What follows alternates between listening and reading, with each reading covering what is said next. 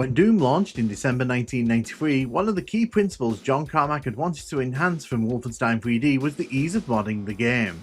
When developing Wolfenstein 3D, the team at id Software didn't really consider the idea that the community of fans who came to adore the game would simply go ahead and make their own content for the title. And create content they did, replacing enemies, textures, weapons, and even creating whole new level sets for players to dive into. It wasn't the easiest process. Wolfenstein 3D hadn't been optimised for easy editing, and that's something Carmack wanted to change with Doom.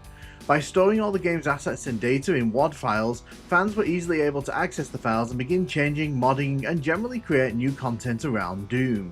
Thanks to the emergence of online bulletin boards and IRC chats, fans were easily able to upload their creations to the internet and share them with other fans. Most of these were just enthusiastic fans who wanted to dive in and play around with Doom, create silly rooms and then move on. But the Doom modding scene attracted some incredible talent who would later go on to work within the video game industry for notable companies like Valve. Quickly, map packs emerged that were simply more than fun little experiments. They were complete map sets that not only matched the original levels in Doom, they exceeded them, upping the challenge, increasing the complexity of levels, and giving fans of Doom whole new experiences. The likes of Return to Phobos, Alien Total Conversion, Memento Mori, Scythe, Hell Revealed, Requiem, Dystopia 3, and so many more paved the way in showcasing what the Doom community could achieve. But here's the thing, not everyone in the mid-1990s had access to the internet. For a lot of people, downloading WADs and mods for Doom wasn't a viable option.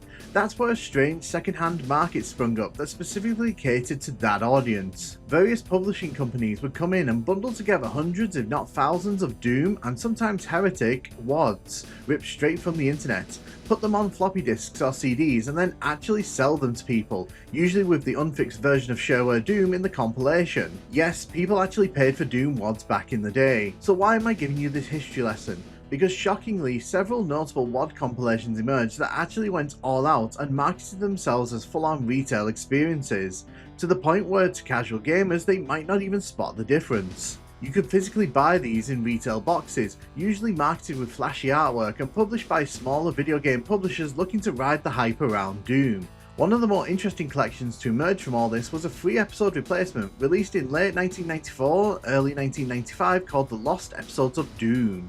This was a commercial level set for Doom and published by Cybex. That name might not mean a lot to you, but they had a hand in several of these compilations, including releasing a compilation that featured Doom Shareware version 1.25 alongside the id Software authorized strategy guide for Doom 1 called the Official Doom Survivors Strategies and Secrets Guide. The Lost Episodes of Doom were compiled by Kristen Klee and Bob Carter, most of the levels that make up this package featuring other WAD sets. The game came on 3.5-inch floppy disks and were bundled with not just the Lost Episodes of Doom itself, but a Doom editor utility. It serves as a replacement level set for the original 3 episodes of Doom 1, we'll get back to that in a bit. It also came with a 246-page book, which I enjoyed glancing through. Of course, a lot of this is nothing new to hardcore Doom fans, and I suspect a fair amount of the content in the opening parts of this book, listing off the enemies and such, was lifted from the official guide that Cybex released in 1994. But what I do like is that every level in this WAD not only gets a map for the player to look at in the book, it also has walkthroughs and even comments from the level designers. I appreciate this because there are some levels which are very awkward to navigate, and I'll get back to that in a bit, but the quality of this book is perfectly great for what you're paying for. There's also an in-depth storyline here, outlining a vast tale that sees this Doom Marine, not the original, returning from a deep space mission and seems to take place alongside the original Doom's story.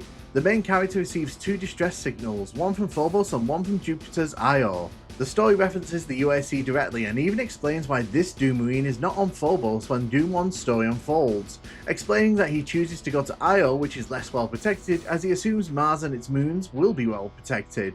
Does this impact the gameplay at all? Not even slightly. But it's kinda cool that they went all out on the story because it adds a lot of intrigue to proceedings, if you own the book. And let's be fair here, there are 24 maps in this collection, so it does meet the brief that it describes on the box. It should be noted there are no secret levels developed for this, but the original secret levels from Doom 1 are still accessible if you jump to them using the level skip code. It should also be mentioned that this WAD breaks if you use the Ultimate Doom's WAD, which is the one most people will have in the modern times. Because of the way that Doom was programmed and the way that Die Flesh Consumed was added to the WAD, issues emerge in the menus. This ranges from the title screen being messed up to outright breaking the game's demos.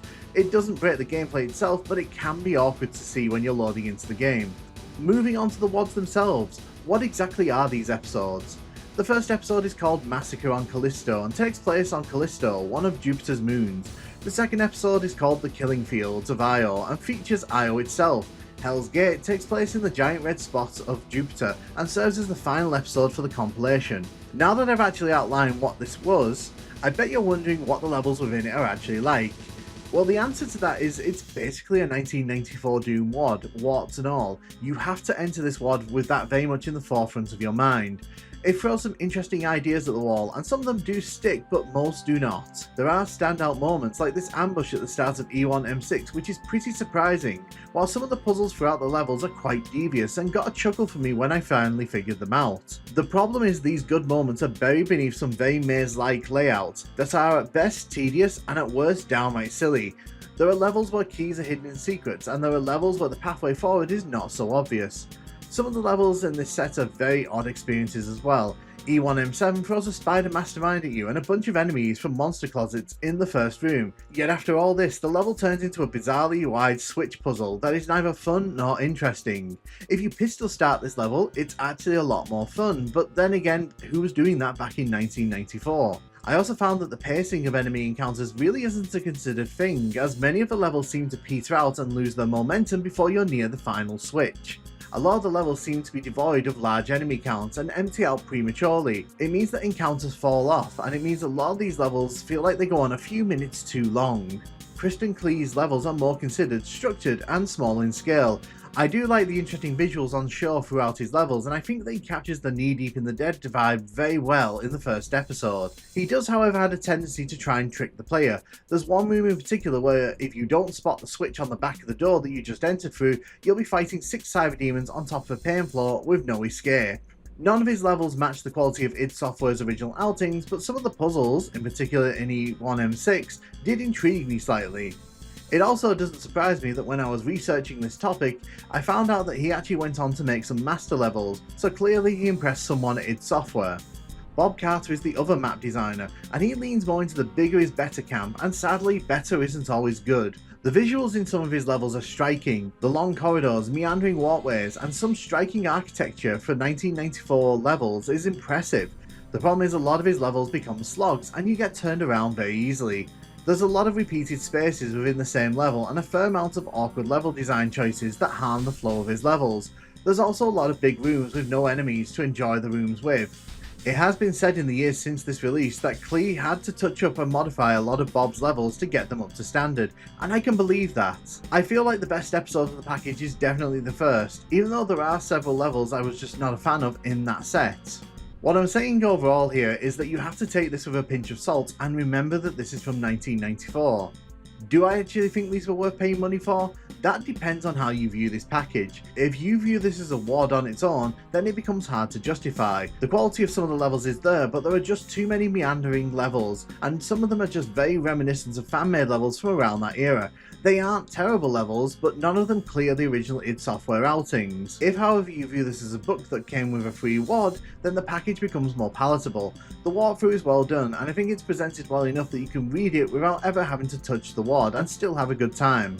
Overall, it's very hard for me to suggest people go out their way to experience these levels. They are very much capsules of the time they were made, and the novelty of playing a level set that people had to pay for isn't enough to overcome that shortcoming. Some of the levels in this collection are fun, but most are average even by 1994 standards. If in 1995 you didn't have the internet and fancied more Doom action, this was a solid if slightly undercooked alternative package to the original releases. It should be noted that Doom 2 did come out at the end of 1994, and this doesn't play nice with that WOD. It doesn't feature any of the Doom 2 enemies or textures. So when this came out, it was already slightly out of date in terms of Doom gameplay. It's definitely not the worst map pack I've ever played, but it certainly isn't one of the best either. I wouldn't be recommending this to anyone except the most curious of Doom players. If you want to see these levels being completed 100%, Tim Doherty is actually doing a playthrough over on their channel at the minute, and I highly recommend checking that out if you want to see more of this WOD. For now, I'm just going to dive into the first level and kind of give you a quick guided walkthrough of it.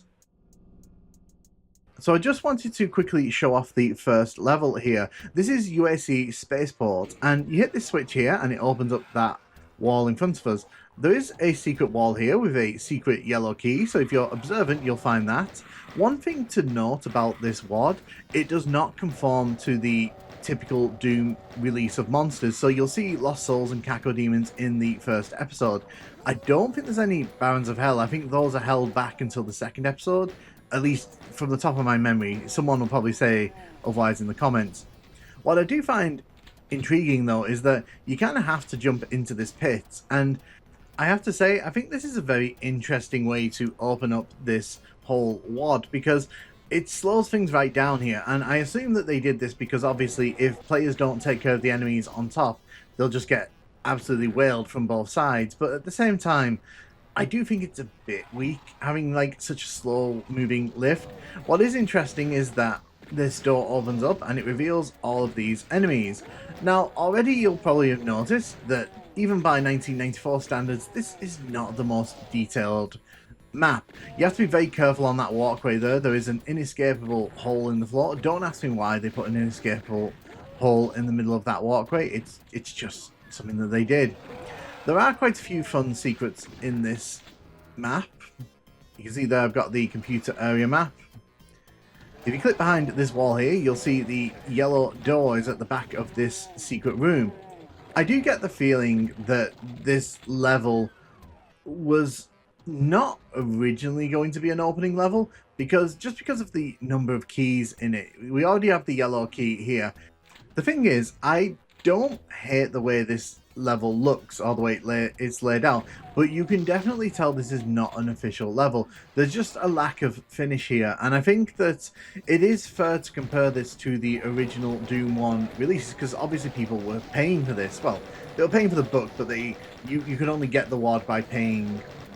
I do find this space here a bit kind of weird, because you've got all these sorts of computer screens on the outside. It's very tech-basy, and it's makes you think it's going to be like a maze, and it doesn't really turn out to be a maze. They just kind of put the key in the corner over here, which is very underwhelming. You do need the blue key to finish this one.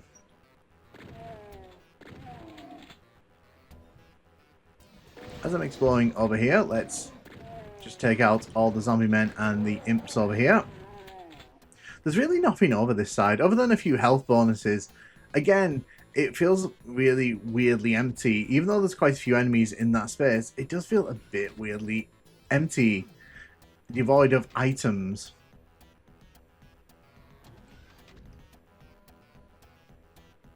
But yeah, in 1994, if you could not get your access to the internet and you really wanted more Doom levels, then I imagine this would have been quite an interesting experience if you'd never played another Doom WOD.